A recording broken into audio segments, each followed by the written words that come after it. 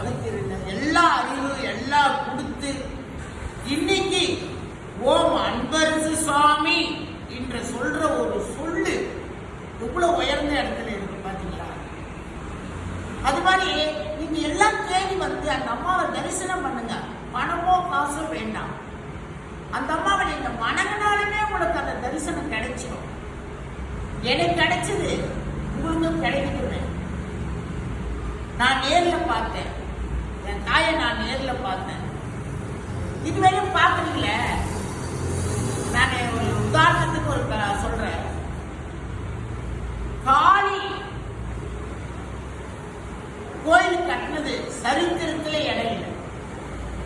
யாரை கட்டி வாழ்ந்தது இல்லை. காளி வேஷம் போடவே பயப்படுவாங்க. காளி கோயில் கட்டா அதோட பயப்படுவாங்க. ஆனா இது எல்லாமே செய்துக்கிட்டு அவங்க, நான் கிடையாது. ஒரு படத்துல நாகேஸ்வர் படத்துல வருவாரு, வெள்ளிக்கிழமை இருந்தான்னு ஒரு படம். அதுல ஒரு பெரிய மந்திரவாதி மாதிரி அவர் ஒருத்தர் இருப்பாரு. அவர்கிட்ட இவர் வந்து அம்மா கிட்ட சிசினா இருப்பாரு. அவர்கிட்ட போய் இந்த வார்த்தை சொல்லுவாங்க, இந்த மாதிரி விஷயமா நீ போடா, நீ போய் ஏற்ற, எல்லாமே சரியாயிடும், நான் இருக்கிறேன்டா, நீ தைரியமா போடான்னு. பெரிய உழைக்கா இருக்க அந்த தொட்டத்தை குச்சி ஆயிடும். அதே மாதிரி அந்த அம்மாவோட சாதனை எல்லாத்திலையும் சிறு துரும்பு பல்லு குத்த உதவும் அந்த காலத்துல சொன்னாங்க. நான் அந்த அம்மாவுக்கு வந்து சிறு துரும்பு. இந்த கோயிலை கட்டுறதுக்கு நான் உதவி இருக்கிறேன்.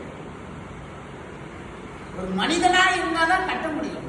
ஆனா நான் சிறு துரும்பா இருந்து அந்த அம்மாவுக்கு காசு கொடுத்து, அந்த அம்மா கொடுத்து நான் கட்டி இருக்கிறேன்.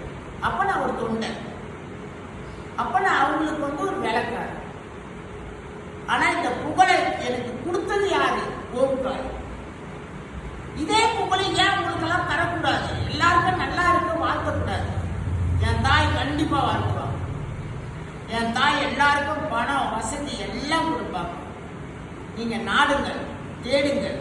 உங்க செல்வத்தை எல்லாம் அந்த அம்மா தர செல்வத்தை வைத்து பெரிய ஆளாக வசதி வாய்ப்போட இருக்காங்க. இது காளியோட வரலாறு. ஒரு சைடு, ஒரு கதை.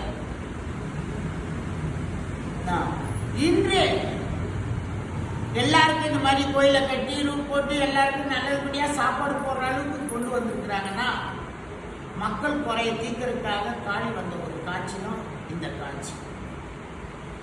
அந்த மாலை கயித்துல ஒரே ஒரு நூல், அந்த நூல்ல அந்த அம்மா உட்கார்ந்து டான்ஸ் ஆடுறாங்க.